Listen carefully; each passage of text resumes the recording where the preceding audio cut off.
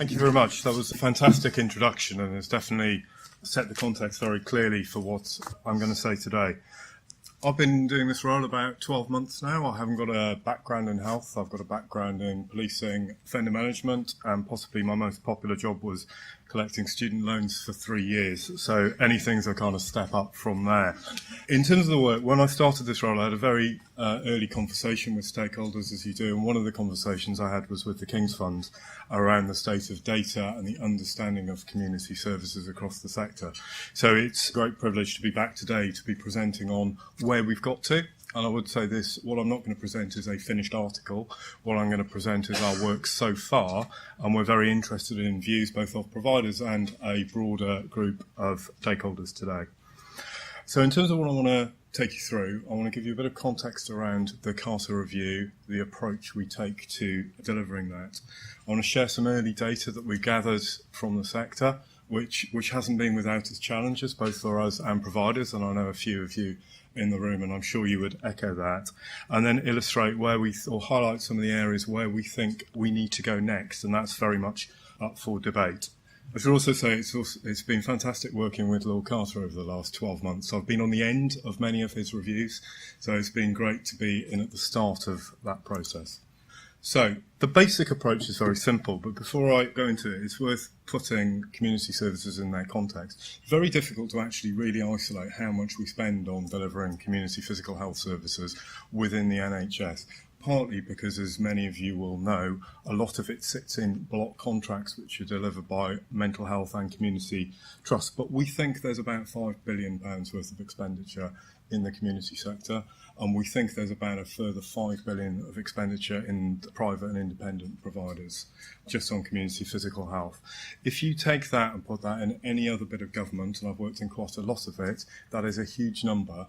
But actually, when you look at the focus we have in terms of the way the services are delivered, I don't think they're commensurate with the level of spend and the profound importance the services that people deliver have an impact on people's lives. So I think it's a fundamental service. And the first thing I say, I think I'd kind of echo the comments from colleagues. This is a really important area of public service. And while there has been a lot of rhetoric around reform, I don't think anybody would disagree with the fact we're not there yet. So that's just a little bit on kind of context and why this is important. Community services clearly play a critical role in the wider infrastructure of the health system. And again, I don't think we fully always recognise that role. So what do we do and how do we go about doing a Carter review? Many of you will read the review he published in 2016 in the Acute.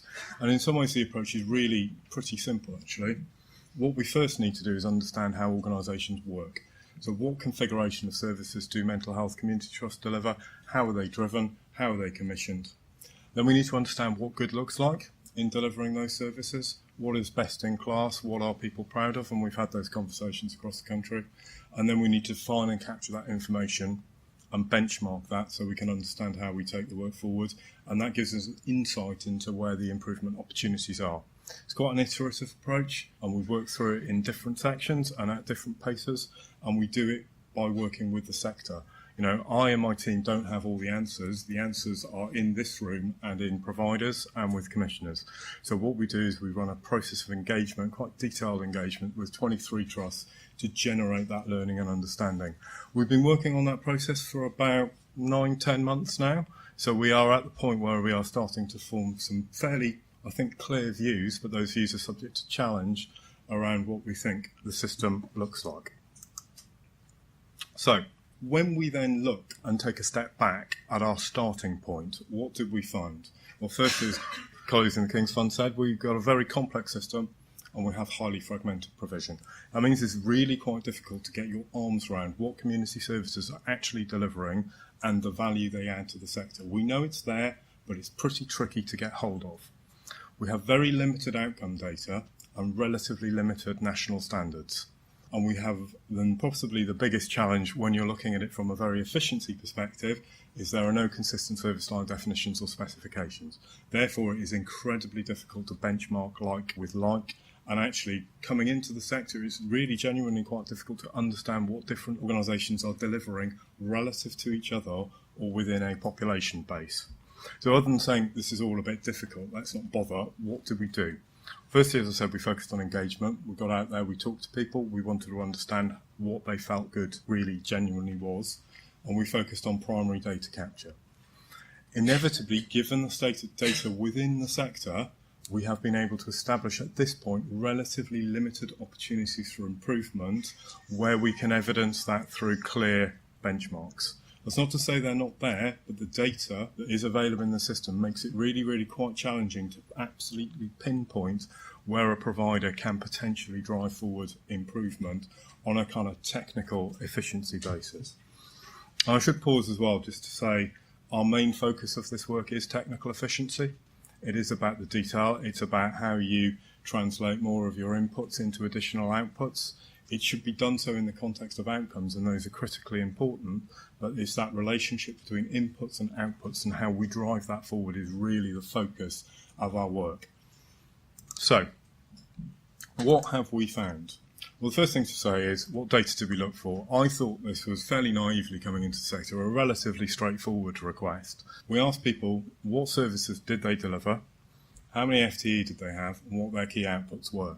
After about doing 4 months of analysis on that data return, we got differential returns from providers. Some people were declaring 100 service lines for, let's say, a £200 million organisation. Other providers gave us about 1,000 service lines. So that, helped us really understand the level of consistency or the lack of consistency in understanding the service lines across the sector. But it did give us a good sense of the variation in delivery models at provider level. And it really brought home, actually, the extent to which mental health trusts play a critical role in the provision of these services. We then took the care hours per patient day methodology and had a look at inpatients to see whether it would apply, and I'll say a bit more about that later. And then we started to look at the productivity of community services. This is probably the most challenging area and the area where we've got furthest to go. And then because we are an efficiency programme at its heart, we did look at the enablers. We looked at estate, we looked at procurement and corporate services. I think where we are in summary is we see lots of variation across the system. That's not a surprise. Any system will have large amounts of variation. What I think, and we haven't yet fully proved this, is there's large amounts of significant unwarranted variation. Warranted variation is good. We support that. It helps innovation and drives improvement and drives patient outcomes. Unwarranted variation is really where we need to focus to drive that out with support to make those savings and actually deliver better outcomes. So hopefully you can see this, fairly big screens. So what we did is we did an initial data collection on care hours per patient day.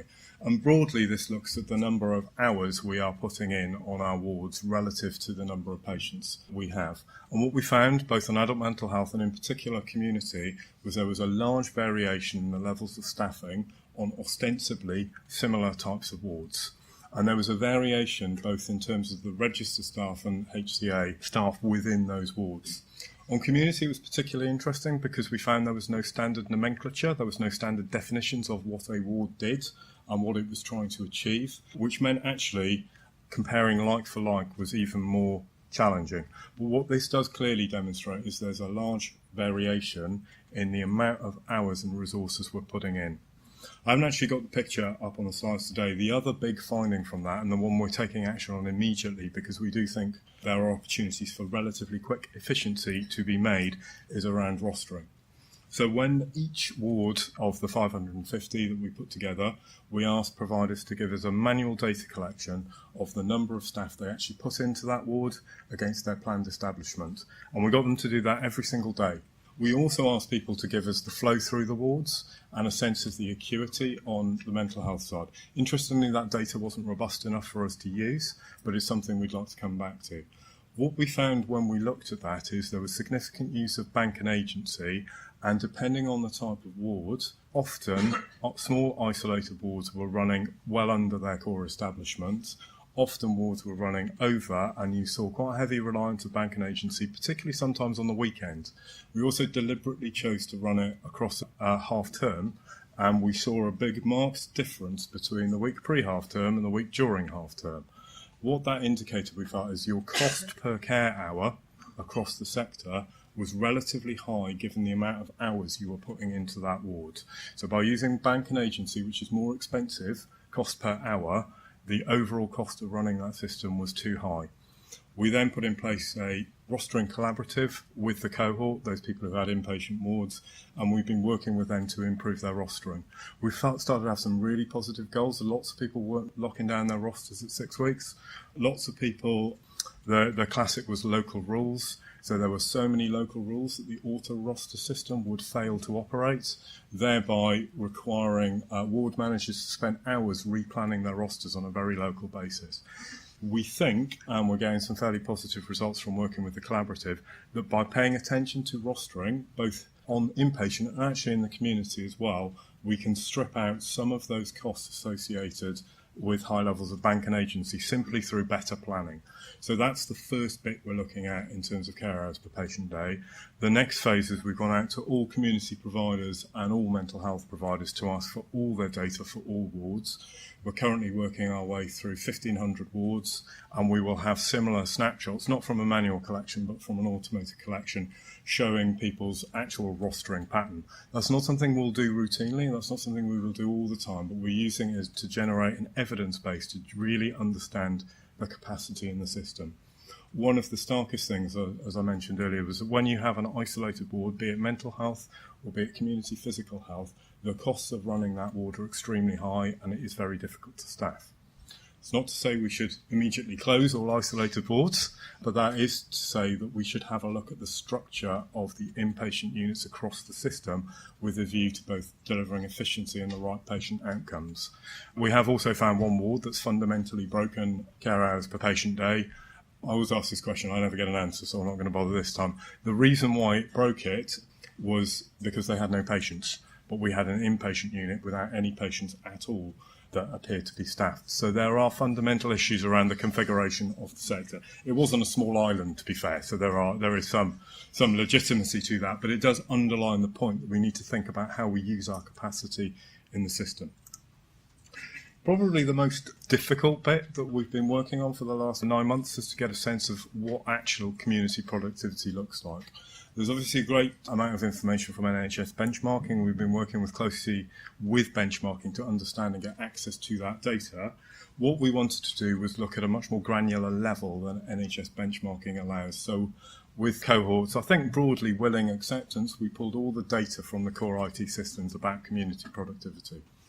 That gave us something like 37 million lines of data to work through, and then we had to map ostensibly similar types of services together to understand actually what's happening in those services. What was really interesting, we don't show it on this particular chart, was that we actually got data back from around 18, 19 trusts. We could only process data for around 14. So the data quality, even in the core system, simply isn't there at the moment really to support a proper view of productivity. So, okay, with all the caveats, what does that say? So community nursing we had a look at, you see a variation from around 10, 11-ish contacts per day at the height, down to about, well, it says 3 at the bottom. I think it's fair to say when we discussed it with that trust, what was clear is they only managed to load a quarter of their data on. So probably the better benchmark is, let's say, 9 to 6 contacts per day. What we also found is the face-to-face contact duration varied quite a lot. We kept the provider on that had no time because that provider chose to switch off actually its time recording system. And then you get patient time per clinical workday. Again, you see that variation between 56 to around probably reasonably 39%. So we're working through a validation exercise, but I think that tells me a couple of different things. That level of variation is too broad to be reasonable. The variation in contact time and contact duration probably is partly explained by the way people are recording it, but actually we need to get much tighter at understanding what people are delivering when they are in somebody's home. And the patient time per clinical workday I think is really, really interesting, because where we see services which are mobile enabled, where people have ideally the ability to make their notes when they're in their day, when they don't come into base in the morning, they start at the patient's home, you see a bigger increase in that patient time per clinical work day. So where you see what I would describe as a much more modern operating model, as opposed to a traditional small team model, you get more value out of that system. And when we compare it to patient outcomes, particularly patient experience, we don't see noticeable differences. So we think there is scope to drive this. And I suppose my question to the sector as we work through it will be, not only can we shut that benchmark and kind of converge around the average and push people upwards, do we need to change fundamentally the benchmark? And how do we think about actually making it easier for people to do their jobs, reducing that administrative burden going forward? So that's kind of where we got to on community nursing. We have similar types of graphs around MSK, and we have the capability to produce them across a range of community services. What this, of course, doesn't tell you is the outcomes that are delivered. That is the next phase of the work, but at the moment we are, as I said, focusing on the nuts and bolts and really getting underneath. As if you are reducing your amount of administrative time, you are planning your routes effectively, you maximise your time to care. And at the moment we don't think that has a significant enough focus within the system. I put it on there just because people might be interested. We did a similar thing in adult mental health teams, and we've got similar for older adults and CAMS. You see a very similar story in terms of variation, although the benchmark is perhaps understandably a little bit lower. So in terms of kind of the wider enablers, we had a look at the estates data from the gloriously named ERIC data return. I can't remember what that particularly stands for, but it's the return that all provider trusts submit around their estate. I think what we found was a huge level of variation. At the moment, I'm not able to say what is warranted variation and what is unwarranted because people's bed base is quite different between different organisations. So if you're a trust with no inpatient beds, I would expect you to be right down the bottom. If you have a significant inpatient, I would expect you to be much closer to the top. What we do see, however, is some trusts have been successful in consolidating their estate quite significantly as part of a wider transformation programme. Others continue to have a very large number of sites which we think are probably unproductive. Corporate services across the sector, most trusts are relatively small, and what we see is a general relationship between size and cost. So the smaller you are, relatively speaking, the higher cost you have. There are choices people can make about whether they make or buy their transactional services, and we think there is scope to drive more savings in the corporate services through collaboration and basically becoming a bigger entity. Producing a payslip is producing a payslip. It is not right that some people cost £5.66 to produce that payslip and some people spend £2 producing that payslip. That is money I think we need to drive out the system to ensure we put more into patient care. We see similar story on procurement. So the example we have is some people are spending £22 on a bandage. Other people are spending about £4 on exactly the same bandage. So we think there's stuff to go at which is cash releasing, either in the short term or the medium term, which can be recycled into provider care. So that's kind of just a bit of a snapshot of the data, and I'm conscious of my time, and Anna will probably start looking at me in a second on time. So I'll whip through some of the next steps. One of the things we've done is try to locate ourselves within the wider NHS. And I think we play a key role in supporting the broader vision, because if we can improve operational efficiency of the community sector and actually demonstrate its value, including in developing a clear view of what's working and what's not working, we can start having a proper evidence-based, data-led conversation about the value of community. And we think that plays very heavily into the 5-year forward view, local SPTs, and of course financial improvement. I am from NHS, so therefore I think I'm contractually obliged to mention that at least once. In terms of building the approach, we want to drive out CHPPD. We think we have the evidence base and we are looking to roll that out across the sector. On community productivity, I think this is a long game. I think we need to focus on definitions and we need to get some consensus around the definitions, the data standards we need to apply, and then the position of the sector to respond to those. At the moment, if we came out with a very clear data request, I don't think the sector could consistently have the ability, technical capability to respond to those data requests, and we need to work over that over a few years. And we're also looking at the areas I mentioned earlier. Medicines and pharmacy, I think, is a key one, and we're looking at work to see both how do we optimise the clinical model and actually how do we drive some value in the procurement chain. So how are we going to get this out to the provider sector?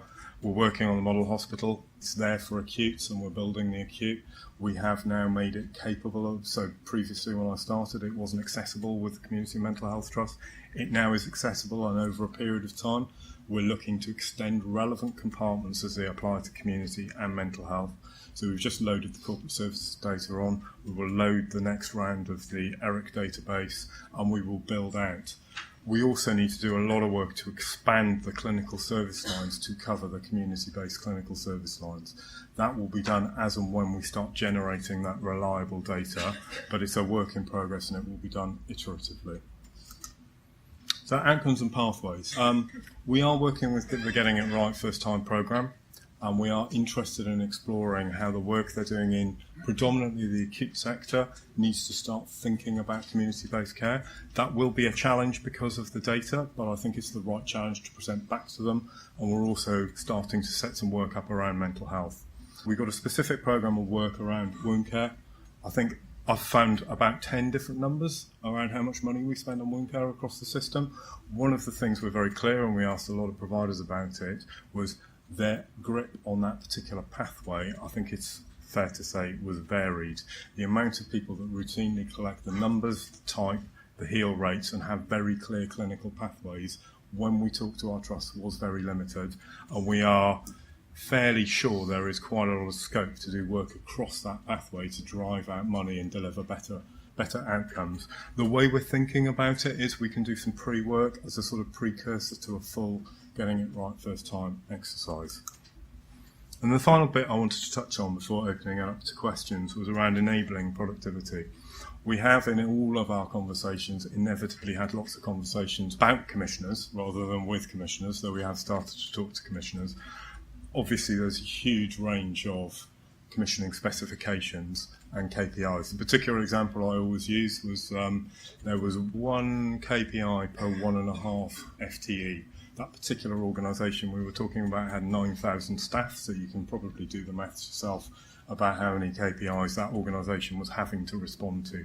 That costs money and is almost impossible to work through.